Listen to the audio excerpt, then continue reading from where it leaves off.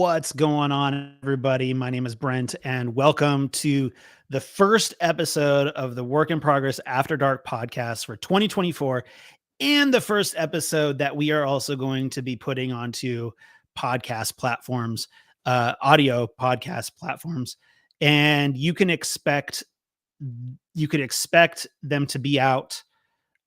You can expect Saturday episodes to be out on Tuesdays.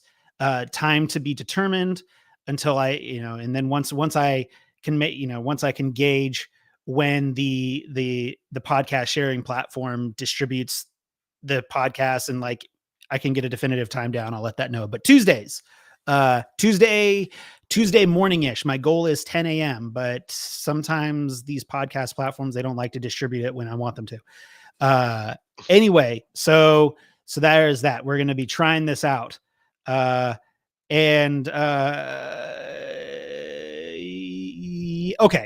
I'm practicing this because this is something that I have to do at the beginning of every show. And that is, if you're listening on said podcast service audio, you can catch us live on YouTube on Saturdays at 8 p.m. Eastern, 5 p.m. Pacific. And, we're ready to go. I'm joined by my lovely co-host, Casey. Hello. Definitely specific, but not Pacific. Exactly. Okay. All right. So I'm joined by Casey, and the first guest of the year is Jalen from The Gamer Critic. Welcome, Jalen. Hello? I can see him talking, but I can't hear him talking. Oh no, is he talking? Technical difficulties with our first show back. So maybe he's like something's happening. Let me try hiding him. Okay, show on screen. There we go. Jalen, hello. Where are you at? This is exactly what I want to happen on the first show back. It's Jalen we're looking Jalen. for. Well, while we wait for him to sort his thing out, if he does, Casey, have you been playing anything? Oh, there he goes. Casey, have you been playing anything fun this year? I mean, we're 6 days in. Have you started anything? Are you trying anything? Are you playing anything? What's going on in your gaming world? Well, as you definitely know, I do have Spider-Man, and I just got Star Wars Jedi Survivor. So those ones I'm trying to beat. Honestly, they're not that bad, and I'm really enjoying the Spider-Man one. It's hard to put that one down. Nice. But I need to catch up on it and beat that one along with its DLC, and then get Miles Morales. There you go. All right, so Jalen, you're back. How I can hear you now, right? Yes, we can hear you. Sorry, like I was sick during Christmas, so if I'm coughing, it's because I'm still coughing that up. Yeah, Jalen from The Gamer Critic is here. What have you been playing? Honestly, I've been taking it easy, really. Like I consider the end of every year, like between like Christmas to like the first week of January, like my break year. Excuse me. I feel it. Time to not be playing a bunch of stuff. So right now, I'm just reading books, just playing a bunch of old multiplayer games I don't play very often. I'm going back and I'm still playing Baldur's Gate 3. That's actually the main game I'm playing right now. But yeah, that's basically what I'm doing. Baldur's Gate 3. Right on. And when I'm not like trying to like read 40 chapters of One Piece every day, I'm playing a little bit of Persona 5 Royal. Back at it again, huh? Back at it again. Yay. Yeah. That's the other one I need to pick up and finish again too. Yeah, well, you should have that. What's that? Oh yeah, I definitely have that. What were you saying, Jalen? I didn't finish Persona 5 Royal either, so it's okay, man. I'm there too, Casey. I didn't finish it either. Thank you. It's fantastic. It's fantastic. So I have a really important question to ask Casey. Casey, is anime considered TV? Uh-oh. Yeah, of course it's considered TV. It is. Yeah. Okay. Just checking. All right. Okay. All Yeah, right. that's right. All right. I will happily and gladly eat my own words. Yeah. Why? What was this, like a debate between you guys? Like, All right. Hear me out, man. So I made a statement about a show saying how it's one of the best pieces of TV I have seen in years. And then I was told that that there's a bunch of anime that is significantly better. I didn't think about that because when I made the statement, I was thinking, oh, I'm not counting anime. Anime is not like real TV. I consider it's not that it's not TV. I mean that it's like I consider it something separate. No. You know, when I digging myself. But when you say TV, but when you say TV, it becomes this generalistic term that anime technically falls under, because anime is on TV. It's just not on. It's just not like. It's just not readily available on U.S. mainstream TV. Yeah, I guess when I said that, I really should have been more specific. When I said when I said that, I meant American TV, really. American animated TV. I should have specified that, because I never counted anime as like TV, even though technically you got to stop saying that, man. Yeah, I'm gonna get so many people mad at me. You got to stop saying that. Anyway, so it's the end of the first week of 2024. Wow. The week is literally we're recording this on January 6th. The first week ends on a Sunday. I don't know how often that happens. Sometimes they end on different days. Or they could always be on Sunday. I don't know. Like, I don't pay attention to the calendar that much. I've been out of school for long enough to where the days don't mean anything to me anymore. But with a brand new year comes another round of video games, and 2024 looks like it could potentially be another good year. And at least from my perspective, I'm hoping that 2023 was problematic simply because of all of the crazy stuff that was happening in the industry.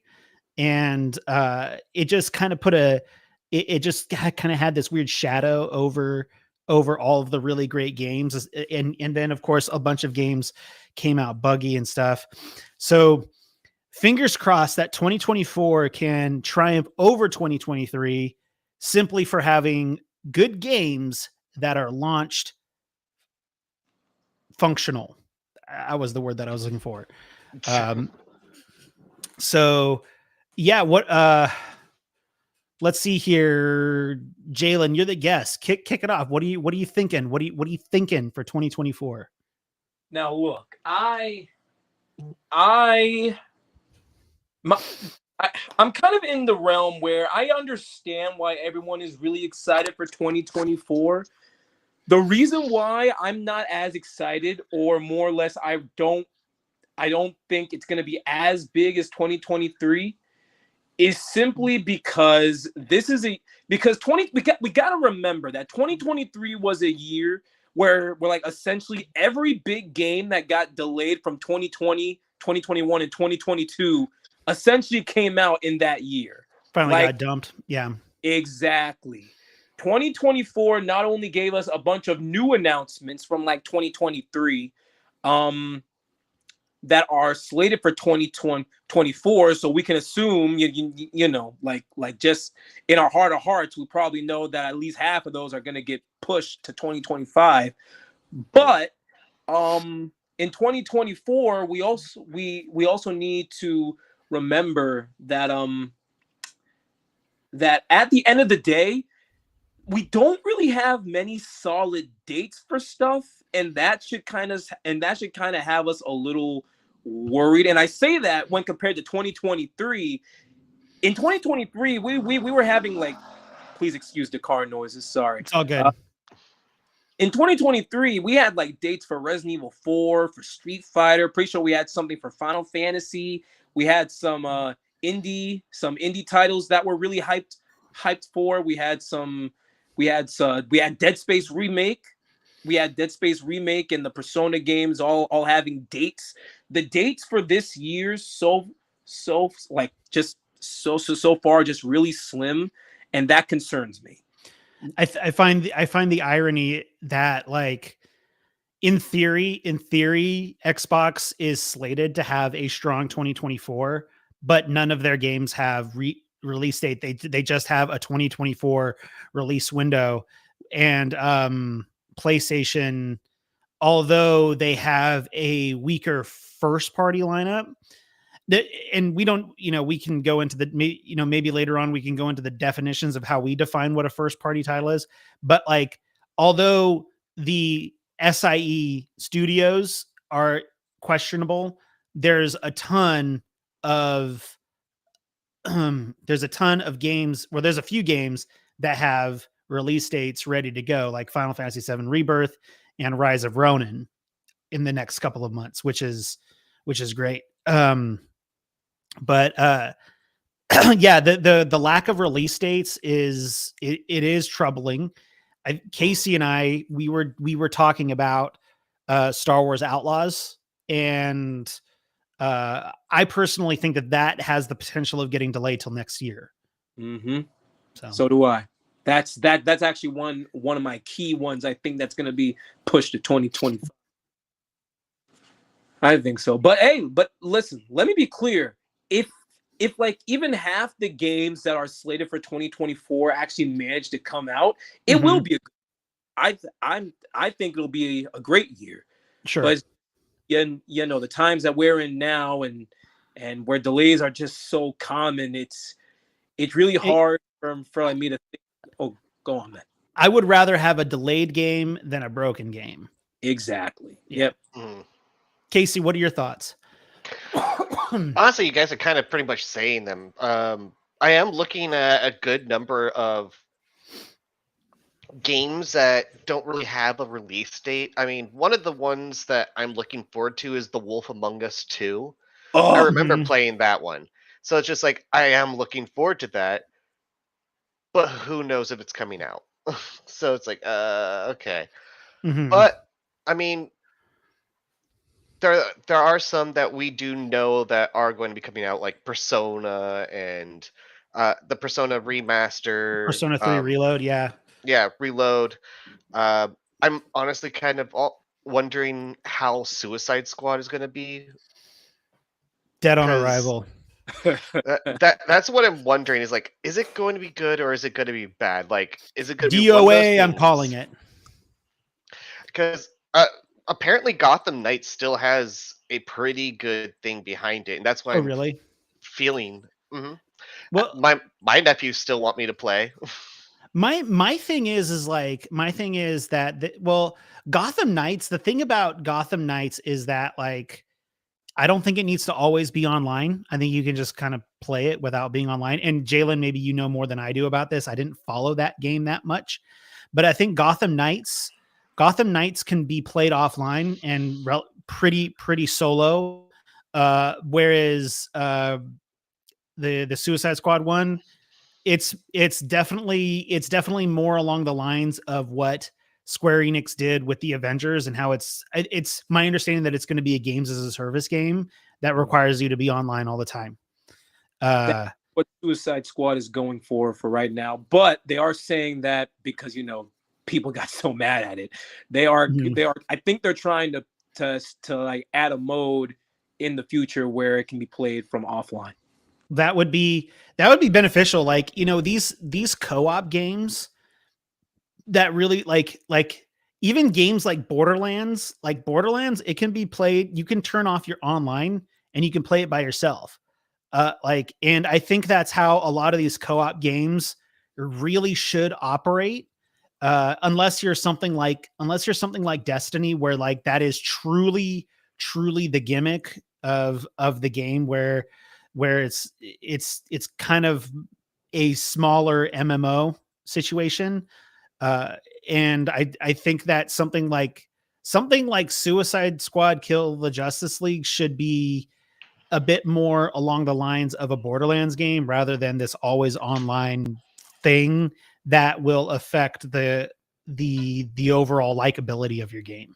Man, my biggest issue is why the hell do you have Harley Quinn, King Shark, Captain Boomerang, and Deadshot, all these like awesome not super powered, but you know what I mean, right? Like abilities and superpowers. Why are you making a looter shooter out of these awesome DC heroes? That's just so. Well, yeah, that's like the thing. Like imagine all the possibilities you could have had, but nope. It's just. And it was so funny because I think because everybody was making fun of the February state of play back in 2023 when they tried so hard to hype up all these different guns these superheroes can like use. Like you get pistols and rifles and shotguns. and like I don't remember. I honestly don't remember that, but I believe it though. Hilarious because they tried so hard to hype it up, but it was just whack. So when I went to make the thumbnail for this video, I tried to find something as console fluid as I possibly could that I was also like looking forward to, and I landed on Metaphor ReFantazero, because one, it looks like Atlas is crossing, like combining like sort of like a hack and slash with the turn-based Persona style gameplay, and it just looks fantastic. Yes, it really does. Honestly, it looked like it's Persona mixed with Shimigami because the parts where you're in the open world and hacking and slashing the enemies, that looked a lot like something you would see from Shin Megami Tensei 5. Well, Shin Megami Tensei 5 was a complete turn-based game. So whereas that hack and slash stuff looks real time. Okay, yeah. Man, I am ready for that game though. That looks fun. But I could see that getting pushed to 2025. It's slated for fall though, but we'll see what happens. Sega's usually pretty decent about releasing things when they need to. Casey, any more thoughts? Well, I mean, of course, Final Fantasy. There's no way to get away from waiting on Rebirth to come out. Like, I am on the edge of my seat. I've played through the last one, and I just want to see where the story's going to go. I love how they changed the story but kept it the same. Like, I just freaking love it. Maybe I'll need to stream that for you. Right? Sadly, dude, I can't have a PS5. I'm gonna be in California when the game launches, so I'm not gonna be able to play it right away. Dude, really? Yeah, but I'll be hanging out with you, Casey. Woo! Woo! I mean, you could always bring your PlayStation and we can play together. I'm not taking that. I'm not taking that on a plane with me. Not at all. No way. Dang it! I know. But yeah, I paid off Jeremiah. Shout out Jeremiah. I paid off because I was dealing with some like weird financial issues when the game went on sale. So he bought the big old like $350 collector's edition. He bought it for me and has it prepped to get shipped to my house, and I paid him off. So like it's coming at the end of February. Damn. So I'm stoked for that. And then of course I have the special edition for Persona 3 Reload coming in February, which I'm stoked about. That ought to be fun. I think that's my first real game of the year. First real game to play this year is Persona 3 Reload. And once I'm done reading One Piece, I'm gonna really crack down on Persona 5 Royal and see if I can actually complete that before February. I probably won't because I still have like 100 hours of gameplay left, but we'll see.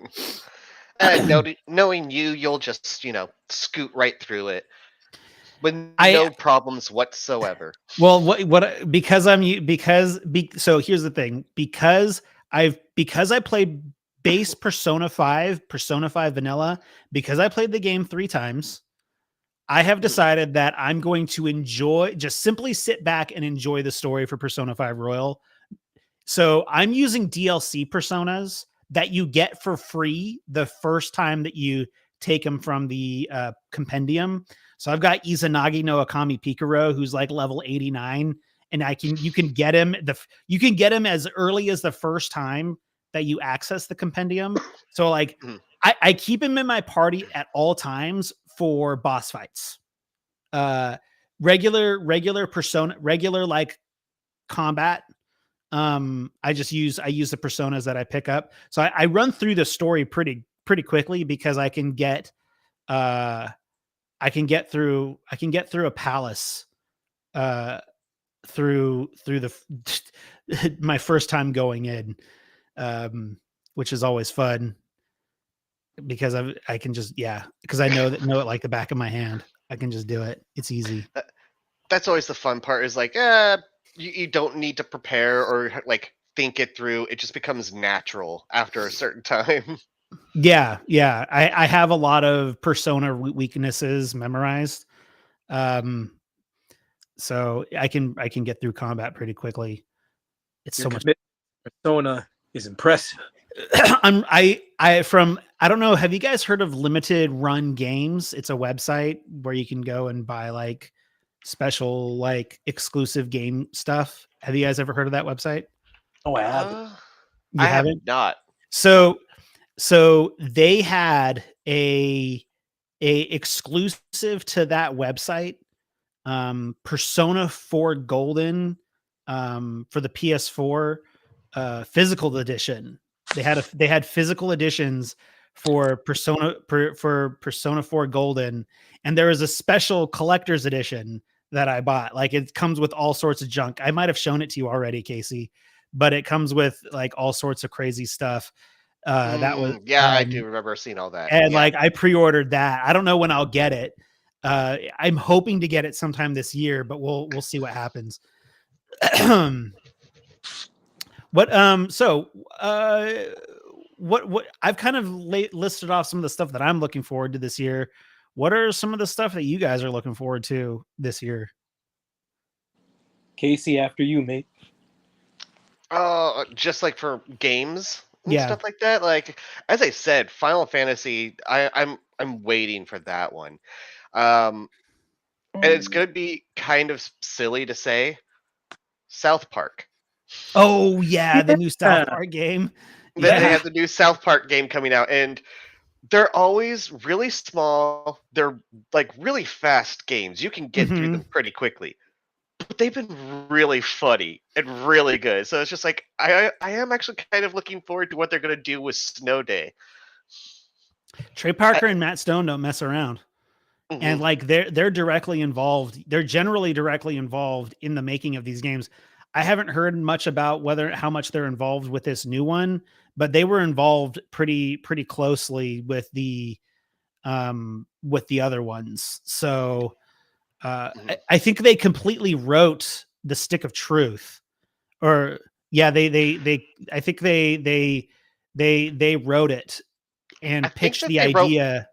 Both of them, because the whole thing was they were trying to what was it? The whole fractured butthole. They were literally trying to, I think they were trying to come up with the crassest title that they possibly could. Yeah. That would get past the censors.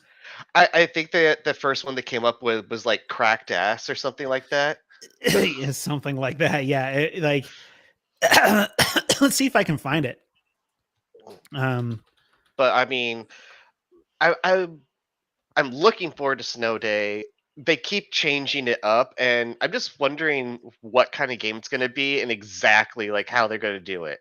Because they got fantasy, they did the superheroes. What is this? Is this going to be like a military style what's that one for Game Boy Advance? Tactics. Advance Wars. Yes, Advance Wars. Is it going to be like that? Or is it going to be like a Super Mario XCOM kind of thing? So here's what it says. Parker and Stone's original concept for the title was the butthole of time, but Ubisoft told them retailers would not stock a product bearing the word butthole. Parker said that at his desk, Parker said he sat at his desk for hours working on a way to sneak the word into the title. Parker said, "How about I do butthole, butthole, or so he's basically like, anyways, but it landed on fractured butthole, like BUTWHOLE. So And yeah, that's people still got it. So yeah. Well, like it's yeah. Geniuses. And then of course, like the controversial difficulty tiles where what was it? It's like it's my understanding that like, and Cartman says it, that when you're chip picking the slider, it bears no effect on the game's difficulty, but it affects everything else in your life. So so I think the game has one standard difficulty, and they just threw it in there as just like a really a crazy joke that only the people at South Park can make. yeah, Only, pretty much. Get away only, with it. only Trey Parker and Matt Stone can get away with doing what they're doing for 25 years. And like, and everyone is just like, well, it's just South Park. Like, that's where we're at now. It's like, it's great. But yeah. But they've also proven that they can do it and be intelligent when they do it. Yeah. Or- Yeah. Like, I mean, even The Simpsons, their intelligence in writing is starting to go down, whereas South Park, Well, it goes up and down, but it's still pretty solid. the thing about South Park though is that they have the benefit of producing an episode in a week. Like, so basically they stay relevant because they can do an episode based off of last week's events. Yeah, pretty much. through their production. And Just out of date. What's that? So Simpsons is just kind of like out of date. Well, Simpsons. So South Park literally, like, so I don't know if you've ever watched 7 Days to Air, but South Park, what they do is, so their week is Thursday to Wednesday. All right. So an episode airs on Wednesday, and then they're back in the writing room on Thursday doing a brand new episode that will air next Wednesday. So typical like cartoons take 6 months to produce, from writing, animating, recording, finalizing, and pushing out. South Park does it in a week.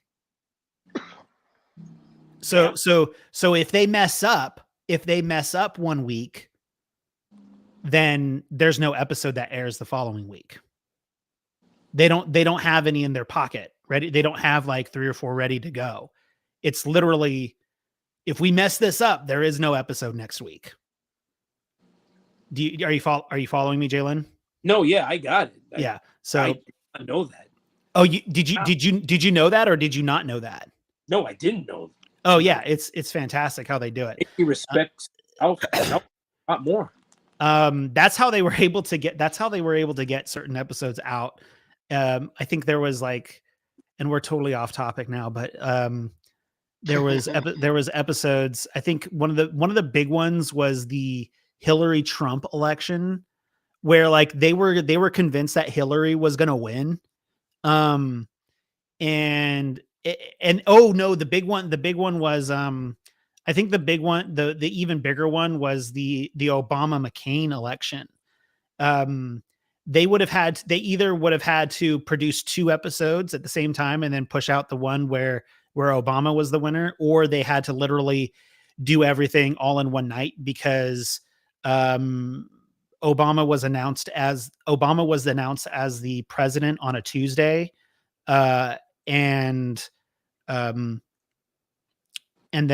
the episode of South Park comes out on Wednesday.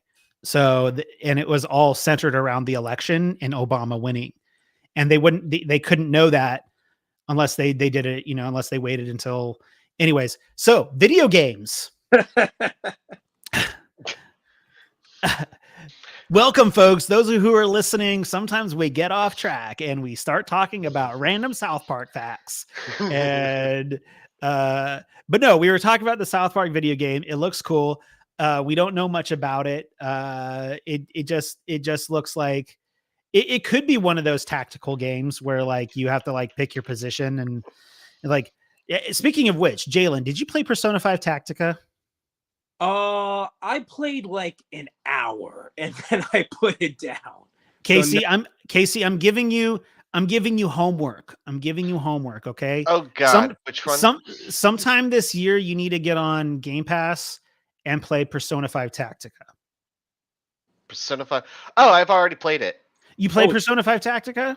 Yeah, I played some of it. Yeah. You played some of it? Okay. What are your guys' thoughts on it? Would I like it? I don't typically like those kinds of games, but would that be something that I would like? Or is it just so much like those kinds of games that I was like, nah? I mean, I can barely talk just an hour, but what I can say is it is a Persona game in tactic form. So okay. if you like Persona game, then you'll probably like it. Okay. Yeah, I mean, it is a Persona game. The one thing that I would definitely state is, yes, it is a tactical game, but the better way I look at it is it's more like a puzzle game. Because you're trying to defeat the enemies within a certain amount of moves. Oh. And so that's deal breaker. That's where I was just kind of like looking at it because I do play XCOM, I do play Fallout Tactics, but it's like, it didn't flow with me. It didn't jive with me. It's just like in the past, I would have been okay with doing something like that, but I am at a point in my life where I don't want to be overly stressed. I don't want there to be intense time limits.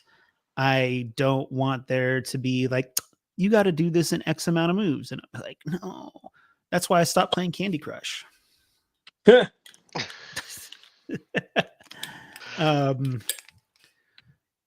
but okay. So I'm going to pass on that then. I'm going to pass on Persona 5 Tactica. Yeah. I don't think you're going to be missing that much. And like, I'm still sort of waiting on, I'm still sort of waiting on a true sequel to Strikers.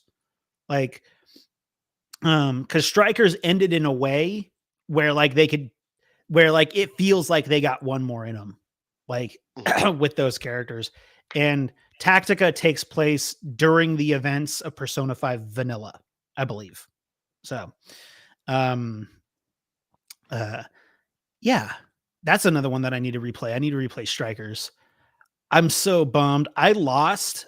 When my PlayStation crashed, I lost everything. I lost everything with Persona 5 Strikers. I had a platinum I had a platinum game, new game plus with like level 100 maxed out characters and personas. And I wanted to replay with those. I wanted to continue a playthrough with those characters and with those personas and on like a really hard difficulty. But like now, like if I replay the game, I have to start brand new from scratch. It's sad. That's just no fun. That's no bueno. Because my save data didn't get saved to the cloud because it was a PS4 game. So it made me sad. But so Jalen, this year, are you gonna finally freaking play some real BGS games? Yes, it is on my to-do list. I'm going to make that happen. I've got Fallout 3 downloaded Okay. on my, and for the hell of it, I downloaded Skyrim again too. Skyrim is Bethesda Game Studios formula perfected, in my opinion. I don't like it because I don't like the dreary setting, but like it's their formula, it's their gameplay loop, perfected. And like the only thing that makes Fallout better is VATS. And VATS is just like this like really cool like aiming system, but everything else is still the same sort of like gameplay loop with how you do certain things. So yeah, and I don't know what the hell they did with Starfield. Starfield was just like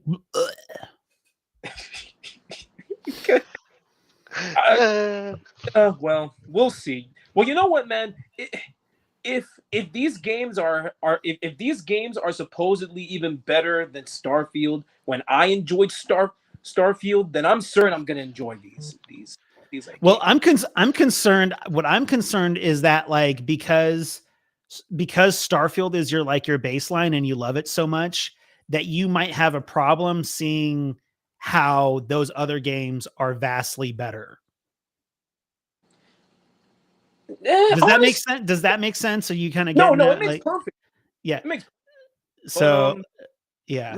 We'll see. But I mean, I can recognize the complaint of Starfield about how it's so big. It doesn't really have that identity because you're traveling around to so many different places. I enjoyed that, but I can also appreciate the type of open worlds are just like in one spot. Like it's one decently sized and condensed spot with a ton of stuff till I find. And it sounds like that's what Skyrim and Fallout is. Which I think I'm gonna like a lot. Good. So what else do we got this year? I know that we Jalen, you and I, we've talked a little bit about Avowed. Of if there was an Xbox game that I was looking forward to this year, I guess the word is cautiously optimistic. Is Avowed. I was convinced that Redfall was going to be the sleeper hit of 2023, and then it wasn't. That's so like I'm being careful with what I say about Avowed is another game that I think could potentially get pushed to 2025. Yeah. You know, I can't really comment too much on Avowed simply because I know very little about the game and the studio that's making it. Because exactly, I haven't played any of their games except for like a few hours of the Outer Worlds. But because they made the Outer Worlds, right? They did. Yeah. But I from the one gameplay trailer that we saw, it looked nice. You know, it looked like a little Magic Melee fantasy RPG. It looks interesting. That's the extent of my excitement for it. For me personally, my excitement is for Hellblade 2. So because I love story games, I thought the first Hellblade game was immaculate. So I'm very excited for Hellblade 2. And plus it visually looks like the first Xbox game that looks like it's gonna be like next gen, like real like next gen, gorgeous. Casey, what were you gonna say? I was gonna say that you guys are both wrong. The game that everybody is looking forward to would have to be Fable. But that's not coming in 2024, is it? That's not coming in 2024. No. And like in theory, like I should be like looking forward to Fable. I loved the first two Fable games. And even I even enjoyed Fable 3, like even though not a lot of people did like Fable 3. But like whatever, my biggest issue with that big showcase that Fable got shown at is that Aaron Greenberg squeezed those words in that they were either what was it? It was either in game or in engine footage, and that is like literally the vaguest. Those are like the vaguest things that you could ever freaking say. So Right. Is it something yeah, go that ahead. you're actually playing, or is it a cutscene or something like that Right. kind of thing? So like when I was watching the stuff for Fable, it does look really good, but from what I could tell, like what I could tell was there was a lot of cutscenes, probably in-game cutscenes, um, or in-engine cutscenes that haven't been put into the game yet. Uh, uh, and then like the stuff that look the stuff that did look like gameplay could easily not be gameplay. So Mhm. that is both a good and bad thing. It's like if that is gameplay, then damn, that gameplay looks great. Is like if it's not gameplay, like okay, well, where's the gameplay at? And but Fable, like yeah, and then another thing too is like who's making it? Playground is making Fable. Is like I believe so. Let they me go do ahead and they check. do they're building it in a racing game engine. It's just like I mean, honestly, that's actually the part of Fable that does get me excited, because I'm not like through the moon excited for this game, but if Playground is good at anything, it is making visually damn good and good games that run really well. okay, Because yeah, but I don't know if you know about the whole Mass Effect Andromeda effect. They uh, they built they built they built Mass Effect Andromeda inside of an inside of an engine that is designed for first person shooters, and it was problematic. I enjoyed Mass Effect Andromeda, but like even I could tell I was like I don't know. Um, so I guess we'll see what happens with Fable. Fingers crossed. Like there's this misconception that I don't like Xbox. I do like Xbox. I just haven't like found anything that I like from them in recent years. I'm cautiously hope. I'm like what? Like I said, I'm cautiously optimistic about Avowed. okay. Yeah. Yeah, yeah. I think that's probably the best way to go about it. It's just like I hope it works out. It doesn't seem like it'll work out, but I'm hoping. Are you talking about Avowed or are you talking about Fable? Oh, Fable. Sorry, I'm sorry you about went Fable. off to the. Yeah. Because yeah, because here's the thing. I do have confidence in Obsidian. I do have confidence in Obsidian, but I also had confidence in uh what was that studio? Uh Arcane Austin, right? Like I had Um, confidence in them. Um and then yeah. and the confidence vanished. Yeah. Uh but the thing is like Fable is also like it's like it's hard to mess up a Fable game. Fable is a very simplistic concept that should not be hard to mess up. But the thing is Redfall is a very simplistic concept that is Redfall was Borderlands with vampires. And like and I'm sitting there, it's just like people have been making these looter shooter style co-op games for the better part of a little over a decade.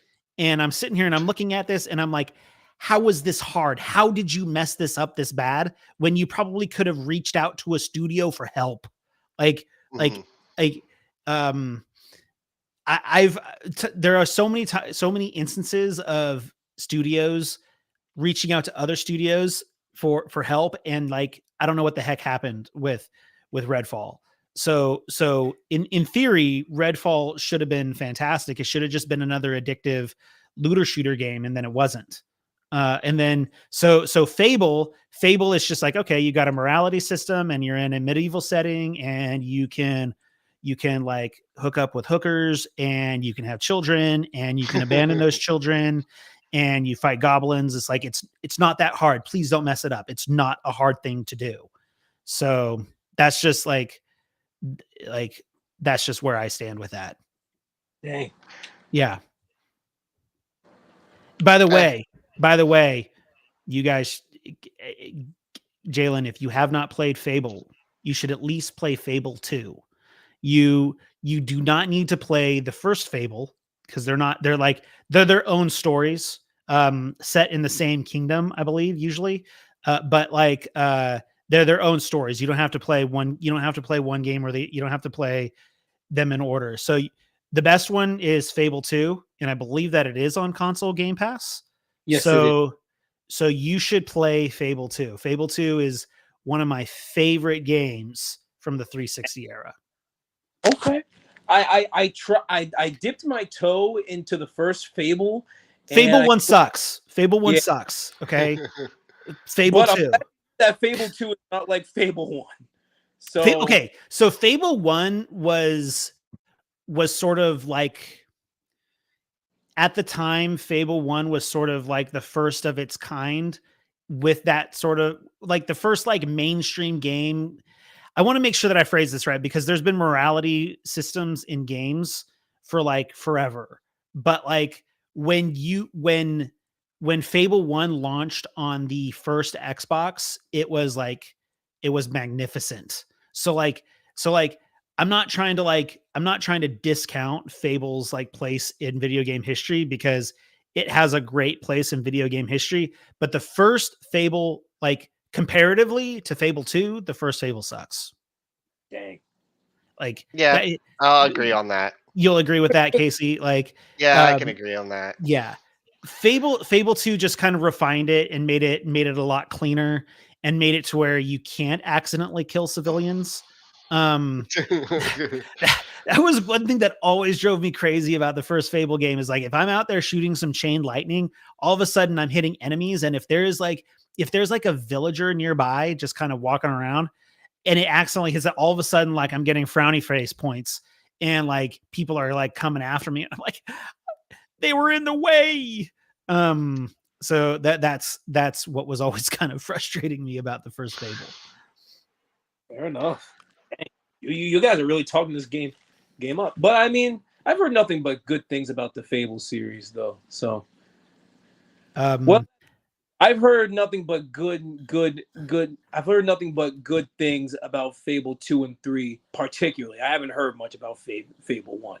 Well, Fable 3 is like, I don't know why people like discounted Fable 3, but it was not as well received as Fable 2. I remember playing Fable 3, and I was like, hey, this game isn't all that bad. I don't see what the big deal is. But like, some people had some issues with Fable 3. Fable 2 is where it's at. I'll add it to the list. I've got a backlog list I've been making in 2024. I know, it's like, Casey, this dude, he'll recommend games to me all the time, and I'll try them, but I recommend games to him, and he never tries them.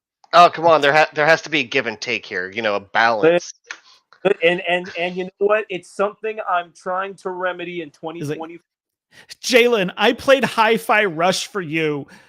I played Alan Wake 2 for you. Thankfully, I did enjoy Alan Wake 2.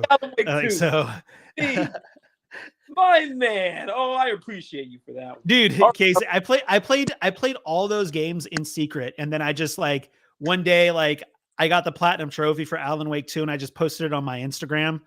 And like, so Jalen, Khaled was in on it the whole time. I told him, I was like, yeah. So like, when I was sitting in the chat, shit talking like the Alan Wake games and playing Alan Wake 2, I was secretly just playing them all, and Khaled knew. What I wanted to do was actually post my review before saying anything about it. But Khaled was just like, you got to post your trophies.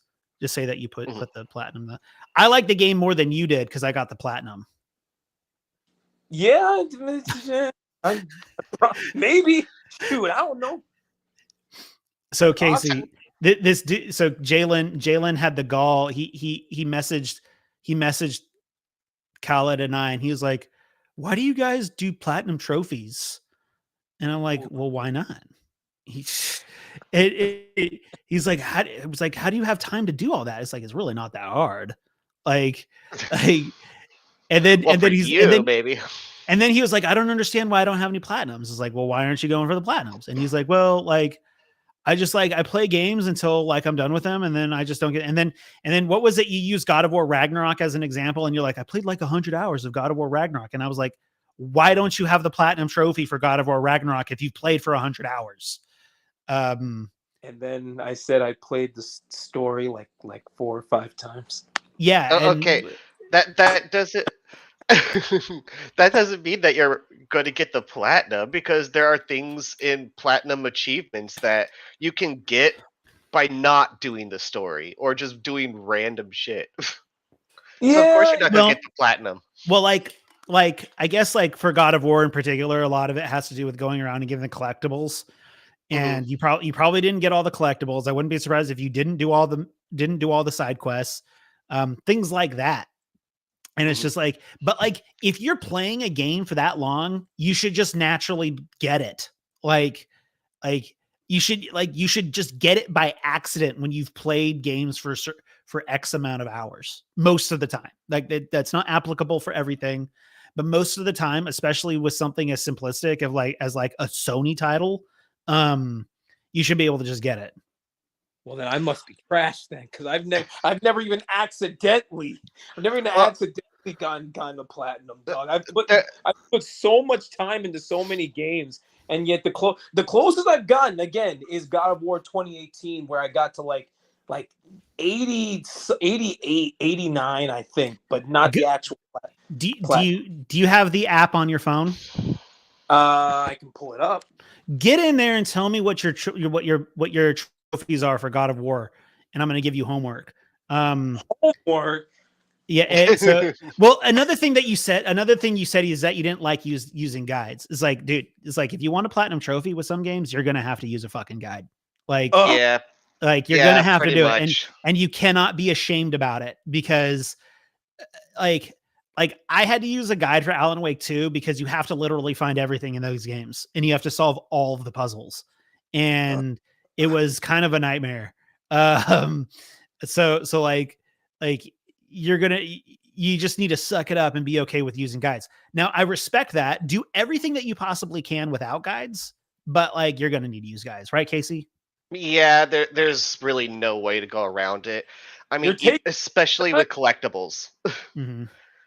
With collectibles, you need to know where they are, because there are some collectibles that you'll read about them and be like, well, why the frig is it over there? Yeah. By the way, I have the app. Okay, so go through and tell me what trophies you have left to get. Okay, gotta find it. Finding it. Where is it? Dang. What's so funny? I've got it. I just gotta. Nah, it's okay. I'm just looking through my own achievements. It's like I have never once stressed about getting a platinum. I'm just wondering how far I am. I want you to get all achievements for Persona 5 Royal. You can do it in one run. Nah. Yeah, you can do it. You can do it. The Persona 5 Royals platinum is super easy. I mean, I'm already halfway through it. Yeah, but you have to start over on Steam. Oh, that's true, huh? Yeah. Oh, okay. Well, that's gonna be fun. Yeah, it's easy. Like it's so comparatively to Persona 5 Vanilla, the trophies for Persona 5 Royal are so much easier. The platinum for Persona 5 Royal, minimum 2 playthroughs. Minimum. Like I had to do it in 3. Okay, so Jalen, where are you at? I am at. Dang, that's a little less. Oh, that's less than I thought. But it is at 82. It's at 82%. Okay, which trophies do you need? Let's see. I need to get the kill all of Odin's Ravens trophies. I Okay, hate you're gonna have to do a guide. You're gonna have to do a guide. Mhm. But now, I do believe that there's a way. I do believe that there's a way to look at the map and see what you have left over in each region. So that might be Yeah. able to help you, but it would probably be easier to just the next time you replay it, just do them again and just follow a guide. Okay, so collect Odin's Ravens. Okay, what's the other one? I gotta use the treasure maps. So Gotta use- so you haven't found all the treasures yet. no. You're gonna have to use a guide. Okay. Some of them are obvious, most of them aren't. Okay, what's there? You probably have like one more left to do, right? So you probably need like two. So what other ones do you need? So I need the Jotnar shrines. Excuse me.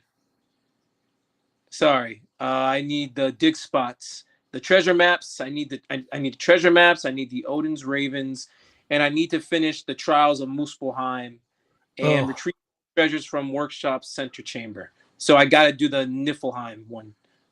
Oh yeah, Niflheim is fun though. Niflheim is fun. I really don't know why I don't have that achievement because I remember doing both, but I guess I missed something because I remember doing both.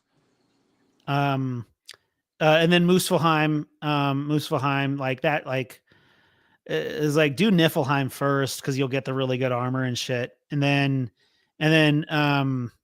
but just keep in mind most of like doing these inner chambers and like completing these challenges comes with hang on, how did you beat Sigrun without doing all of the Muspelheim shrines? I just am very determined and very, very good. Well, no, you at the end of the Muspelheim challenges, you fight a Valkyrie. No, you're absolutely right. You are absolutely right because one of the Valkyries is in Muspelheim and in Niflheim. Oh, you might have to do the harder versions of each challenge. That's what you might have to do. I have to do it again? Probably. All right. That just sudden depression in his voice. But there's all collectible guides everywhere online, and if you want to get a platinum trophy, you're gonna do it. The other one that you can do, the other platinum trophies that you can do without guides are the Spider-Man games. So Spider-Man 1, Miles Morales, and Spider-Man 2. You can get the platinum trophies easily, no guides, just 100% everything on the map. Dan, you want to hear something crazy? What's that? I put 301 hours into God of War. You put 301 hours into God of War and you don't have the platinum trophy? Wow, I must really love that story, huh? Jesus. Like, oh my God. Just a little bit. Oh, hey! God. I surprised myself. Wow. Oh my God. Anyways, okay, we're coming up on an hour here. This has been fun, guys. Jalen, give us your final thoughts on anything and shamelessly plug yourself. Don't mind if I do. Also, I don't think I even mentioned the few games I'm actually excited for. Go ahead and give us some games that you're excited for and then shamelessly plug yourself. Yeah, I'll avoid mentioning the ones that you already said. One of them, Little Nightmares 3, if that actually comes out in 2024, that's going to be awesome. Mm-hmm. Mm-hmm. Little Nightmares 3. Dragon's Dogma 2, the more I see of that does look awesome. And I'm actually playing the first one now on a Switch. That's another game I'm playing, actually. That's pretty good. Excited for that one. Dragon's Dogma 2. Then a bunch of indie games that, frankly, I don't think that you guys are gonna know. Have you guys heard of Penny's Big Breakaway? Casey might know. Of which one? Casey, you heard of that? Penny's Big Breakaway? Penny's Big Breakaway? Yeah. No, I haven't. That one I haven't. I probably need to Taking that see it. tone, would have taken that tone as a no. But excited for that one. It's like a 3D platformer made by the people that made Sonic Mania. That's gonna be interesting. Oh, that would actually be a really nice one then. Yeah. Hey, you should look it up, man. It looks dynamite. And then am I forgetting something? No, I think that's about it. And then everything, and then all the games that you guys mentioned a little while ago. Yeah. And then if anyone is interested in me and my gaming stuff, then hey, follow my YouTube. It's at the Gamer Critic. And it is linked in the description of this video. And I will, when I put the podcast up on podcast platforms, I'll make sure to have appropriate links in the description of those as well. Radical. Casey, your final thoughts and then plug us. Well, I'm just thinking that 2024 is going to be an enjoyable year. We have discussed some games, so we do have some games that are going to come out that we are definitely going to enjoy. A lot is probably going to be pushed back, though. But honestly, I think we have a little bit of time so that we can just enjoy what 2023 gave us. Now, if you want to join us, you can join us right here at Work in Progress or WIP Slow on YouTube. I believe that's the correct one. Let me make sure. Yeah, go ahead and make sure on Let me that. make sure it's okay. It Work is in Progress Slow. at Work in Progress SLO.